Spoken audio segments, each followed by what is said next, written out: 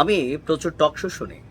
চেষ্টা করি আপনাদের জন্য তথ্য উপাত্ত কালেকশন করতে যে রাজনৈতিক দলগুলো কি কি ভাবছেন, ইভেন বাংলাদেশে আওয়ামী লীগের ফিরে আসার আদৌ কি আর কোনো রাস্তা আছে, অথবা বাংলাদেশের সবচেয়ে বড় দল বিএনপির সাথে বর্তমান সরকার এবং এনসিপি জামাতের যে কনফ্লিক্ট এসেছে, ইভেন আপনি গেল 9-10 মাসে একটা প্রধান ফ্যাক্টর হিসেবে যে জিনিসটা কাজ করছে মুক্তিযুদ্ধ, তো এই সকল কিছু মিলিয়ে আসলে কি আওয়ামী লীগের ফিরে আসার সম্ভাবনা আছে?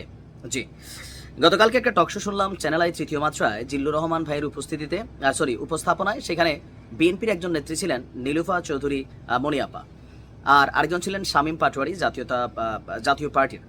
তো তাদের যে জ্ঞানগর্ব বিশ্লেষণ, সেখানে একটা জিনিস কিন্তু নীলুফা চৌধুরী মনির কণ্ঠে উচ্চারিত হয়েছে, সেটা হচ্ছে যদি প্রশ্ন আসে মুক্তিযুদ্ধ এবং দেশের, আর যদি দানব কোনো শক্তি এই দেশকে শাসন করার চেষ্টা করে, অথবা এমন কোনো শক্তি এখানে রেজ হয়ে যায় যেটাকে বিএনপির পক্ষে একা সামলানো সম্ভব না, সেই ক্ষেত্রে আওয়ামী লীগকে সাথে নিয়েই আগামী দিনে কোনো কিছু ঘটলেও ঘটতে পারে। তবে আওয়ামী লীগের যে বিচারিক প্রক্রিয়া সেইটা অব্যাহত থাকবে।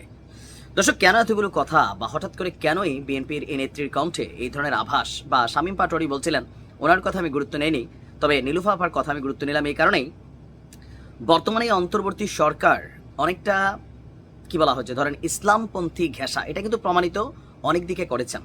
আর এটাতে বিএনপি মনে করছে যে এখানে 71 ইস্যুটা একটা অমীমাংসিত ইস্যু হিসাবে কাজ করে যাচ্ছে। ইভেন গেল কয়েকদিন আগে যেই ডায়লগ থেকে সরকার পতনে শুরু হয়েছিল যে তুমি কে আমি কে, রাজাকার রাজাকার, এই রাজাকার মানে 71-এ যেই মুক্তিযোদ্ধা বিরোধী শক্তি ছিল রাজাকার, তারা না, এই রাজাকার ছিল একটা আইকনিক ওয়ার্ড, যেটা শেখ হাসিনার বিরুদ্ধে তৎকালীন প্রেক্ষাপটে বিএনপি বলেন, আম জনতা বলেন, ছাত্রছাত্রীরা বলেন ব্যবহার করেছে।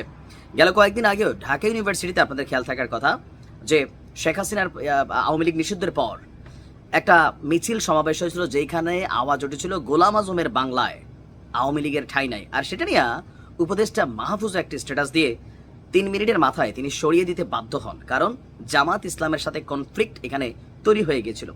গেল কয়েকদিন আগে আবার তিনি এই ধরনের শব্দগুলো ব্যবহার করে বিভাজন না করে একটা জাতীয় ঐক্য গড়ারও আহ্বান জানিয়েছিলেন।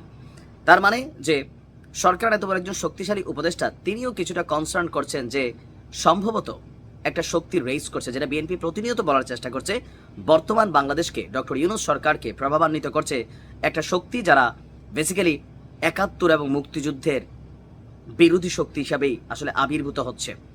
ইভেন বিএনপিকে ভারতের সাথে ট্যাগ দেওয়ার যে রাজনীতি, বা রয়ের সাথে ট্যাগ দেওয়ার যে রাজনীতি, সেটাকে বিএনপি মনে করছে এই কাজগুলো পাকিস্তানপন্থী চিন্তা ভাবনা বা তাদের অনলাইন ন্যারেটিভ যারা দাঁড় করাচ্ছেন তাদেরই কাজ সুকৌশলে। আর এভাবে একের পর এক নানান ঘটনায় এই সরকারের প্রতি সম্পূর্ণ আস্থা হারিয়ে ফেলেছে বিএনপি। যদি আগামী দিনে জাতীয় নির্বাচনকে কেন্দ্র করে, সরকারের এই মেয়াদকে কেন্দ্র করে যদি দীর্ঘসূত্রতার দিকে যায়, তাহলে রাষ্ট্র এবং দেশের প্রয়োজনে আওয়ামী লীগের সাথে যুগপৎভাবে হয়তোবা মাঠে নামতে পারে বিএনপি। আবার অনেকটা কৌশলে এখন হয়তো অনেক জায়গায় নামবেও, যে বিএনপি নামছে, পেছনে ব্যাকআপ করছে আওয়ামী লীগ। কারণ ডক্টর ইউনূস, এনসিপি, জামাত ইসলাম, এই 3টা শক্তি আওয়ামী লীগ তাদের কাছে বড় চিরশত্রু হিসাবে কিন্তু চিহ্নিত। আর রাইট নাও পলিটিক্যাল অবস্থান থেকে বিএনপির কাছে এই 3টা শক্তি কিন্তু রাজনৈতিক প্রতিদ্বন্দ্বিতার পাশাপাশি আরও বিভিন্ন ইস্যুতে, দেশ নিয়ে ষড়যন্ত্র সহ নানান কিছুতে বিএনপি আশঙ্কা করছেন। নীলুফা আপার কথায় কমেন্টে পজিটিভ যেমন ছিল, নেগেটিভও ছিল, আর অনেক গালাগালি ছিল।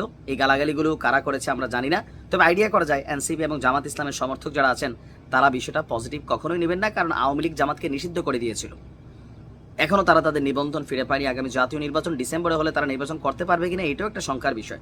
তো আপনি কি মনে করছেন? শামীম হায়দার পাটোয়ারি যেমন মনে করছিলেন যে 71-কে কেন্দ্র করেই এখানে চিড় ধরবে, যেটা আমরা দেখছি বিএনপির অধিকাংশ নেতার কথায়, এবং জামাত ইসলাম 71-কে বাদ দিয়ে 24-কে যতটা প্রায়োরিটি দিচ্ছেন, এনসিপির নেতারাও 71-এর তুলনায় 24-কে যতটা প্রায়োরিটি দিচ্ছেন, সেখানে 24-কে গ্লোরিফাই করার পেছনে একটা মূল ভূমিকা হচ্ছে 71-কে নন গ্লোরিফাই জায়গায় নেওয়ার কৌশলে অনেক বক্তব্য দিচ্ছেন, কিন্তু অনেকের কাছে বিষয়টা প্রতীয়মান হচ্ছে।